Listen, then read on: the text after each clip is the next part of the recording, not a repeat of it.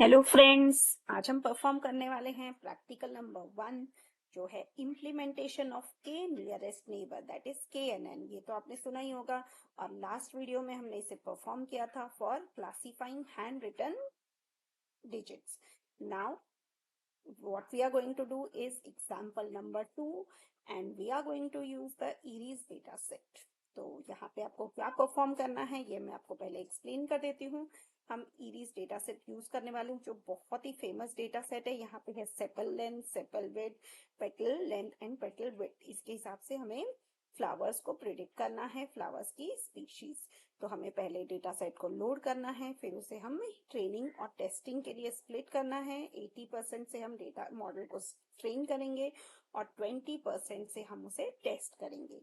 और हम यूज करने वाले हैं KNN क्लासीफायर। तो क्लासीफायर को पहले हम ट्रेन करेंगे, फिर उसे हम प्रिडिक्शंस करने के लिए यूज करेंगे और फिर हम उसका परफॉर्मेंस इवेल्युएट करेंगे।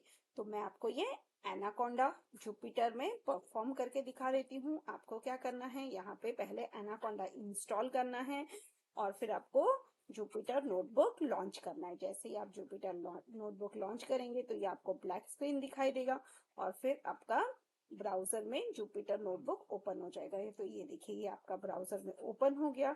अब आपको ये कोड लिखना है। पहले आपको लाइब्रेरी से इंपोर्ट करनी है, तो कौन सी लाइब्रेरी से इंपोर्ट करनी है वो मैं दिखा देती हूँ। पहले आपको ERIS डेटा सेट ये लोड करना है, फिर आपको ट्रेन टेस्ट स्प्लिट ये लाइब्रेरी इंपोर्ट करनी है, फिर आपको KNN नेबर क्लासीफायर ये आपको इंपोर्ट करना है और मैट्राइसेस ये इंपोर्ट करना है। फिर आपका इंपोर्ट करके हो गया, ये हमें sklearn से इंपोर्ट करना है। फिर हम ERIS डेटा सेट को लोड करेंगे, इसको हम दो पार्ट्स में स्प्लिट करेंगे। तो हमें फंक्शन यूज करना है ट्रेन टेस्ट स्प्लिट और X train X test, Y train Y test. इससे यूज करके हम जो ERIS डॉट डेटा है इसको हम स्प्लिट करेंगे।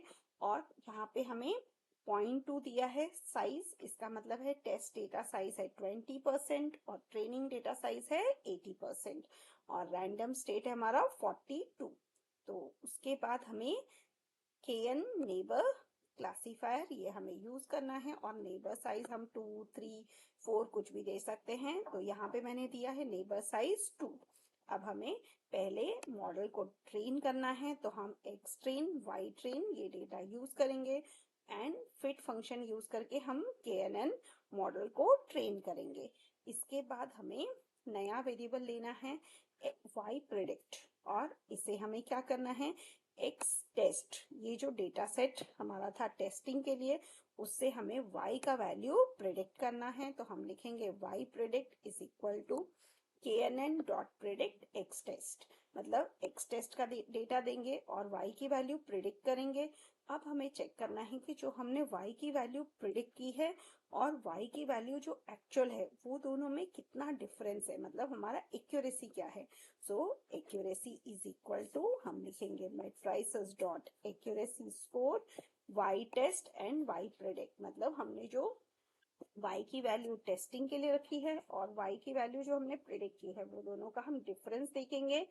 फिर हमें प्रिंट करना है एक्यूरेसी और ये 2 डेसिमल प्लेसेस तक हम प्रिंट करेंगे।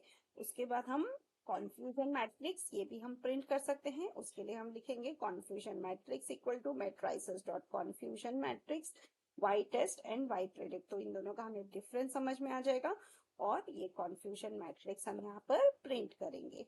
तो यहाँ इस मॉडल की एक्यूरेसी है 1, इसका मतलब ये जो मॉडल है ये 100% एक्यूरेट है।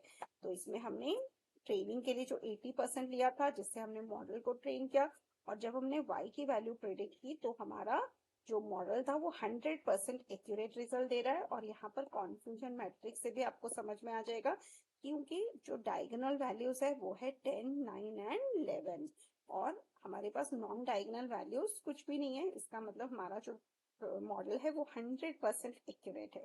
तो I hope this practical was interesting. Thank you.